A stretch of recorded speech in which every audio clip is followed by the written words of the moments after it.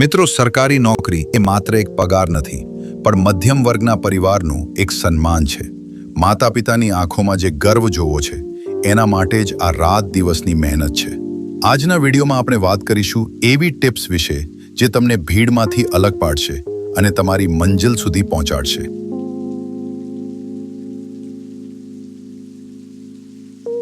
મહેનત અને ધ્યેય પર સુવિચાર. સફળતા એ કોઈ અકસ્માત નથી, તે સખત મહેનત, દ્રઢતા, શીખવાની ધગશ અને ત્યાગનું પરિણામ છે. સરકારી નોકરીનું સપનું જોવું સહેલું છે, પણ તેને હકીકતમાં બદલવા માટે રાત દિવસ મહેનતનું ઈંધણ જોઈએ. તમારા નસીબના દરવાજા ત્યારે જ ખુલશે જ્યારે તમે તેને મહેનતની ચાવીથી ખોલવાનો પ્રયત્ન કરશો. ધીરજ અને સંઘર્ષ પર સુવિચાર. હાર એ તો એક સીડી છે જે તમને તમારી ભૂલો સુધારીને ફરીથી જોરશોરથી લડવાની તક આપે છે.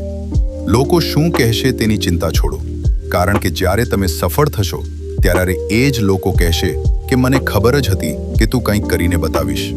સ્પર્ધાત્મક પરીક્ષામાં વિજેતા એ નથી હોતો જે ક્યારેય હાર્યો નથી, પણ એ હોય છે જે હાર્યા પછી પણ ક્યારેય અટક્યો નથી.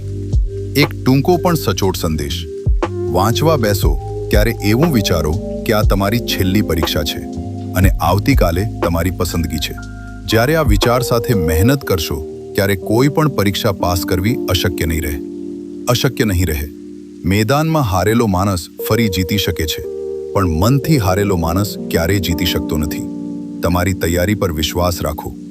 સરકારી નોકરી માત્ર એક હોદ્દો નથી, પણ તમારા માતા પિતાના વર્ષોના સંઘર્ષનો જવાબ છે.